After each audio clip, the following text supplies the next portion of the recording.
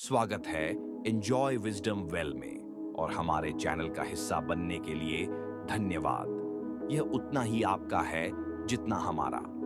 अगले 5 मिनटों में हम विक्टर फ्रैंकल की क्लासिक किताब अर्थ की खोज को खोलेंगे। एक जीवित बचाव कहानी जो यह बताती है कि जीवन क्यों जीने लायक है।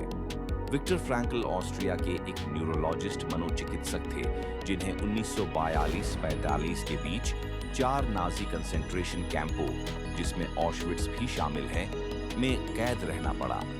वे अपनी थीस का पांडुलिपि कोट में सिला कर ले गए, लेकिन कुछ ही घंटों में वह राख बन गई। फिर भी उन्होंने महसूस किया कि असली ताकत सुख या सत्ता में नहीं, अर्थ में छिपी है। कैंप के भीतर हर बाहरी आजादी छिन गई। भोजन कम, कपड़े जमे, प्रियजन गायब। फ्रैंकल ने 2 तरह के कैदी देखे। एक जो खोई चीजों पर टकटकी लगाए बैठे रहे, दूसरे जो किसी एक उद्देश्य की ओर नजर टिकाए रहे। जिनके पास क्यों था, उनके लिए शरीर ने कैसे ढूंढ ढूंढ कर निकाल लिया। मृत्यु शिविर अर्थ की प्रयोगशाला बन गया। यही अनुभूति पुस्तक की धुरी है। अर्थ विलासिता नहीं, बल्कि अस्तित्व की शर्त है।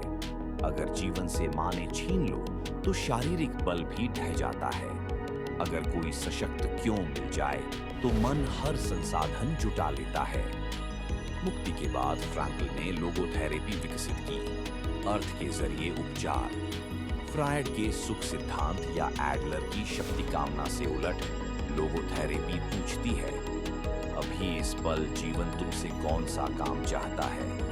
इलाज अतीत खोदने से कम और भविष्य साधने से ज्यादा है। फ्रैंकल अस्तित्व रिक्तता की चेतावनी देते हैं, जो तब उभरती है जब परंपरा या समुदाय तैयार जवाब देना छोड़ दें। ऊब, अवसाद और लत अक्सर इसी शून्य के भेस हैं। इलाज है जिम्मेदारी। हम खुद चुने कि किस परियोजना, व्यक्ति या दृष्टिकोण से पीड़ा भी सार्थक हो। पहला द्वार, रचनात्मक कार्य। ऐप कोड करना हो या बगीचा संवारना, योगदान से पहचान बनती है। काम छोटा बड़ा नहीं, अर्थपूर्ण होना चाहिए। दूसरा द्वार, प्रेम। फ्रैंकल ने मौत मार्च के बीच पत्नी का चेहरा कल्पना में देखा और महसूस किया कि आत्मा की संपूर्णता यही है। किसी में संभावित श्रेष्ठता को थामना कल के लिए रास्ता रोशन करता है। तीसरा द्वार, अपरिहार्य पीड़ा, जिसे आप हटाना नहीं, बस झेलना ही सकते हैं। उसे गरिमा से सहने पर वह नैतिक उपलब्धि बन जाती है। हर द्वार के पीछे फ्रैंकल का सूत्र है, अंतिम मानवीय स्वतंत्रता है मन का रुख चुनना। हालात न चाहें तो भी अपने दृष्टिकोण के हम स्वयं उत्तरदायी हैं। तो सोमवार की सुबह इसे आजमाइए।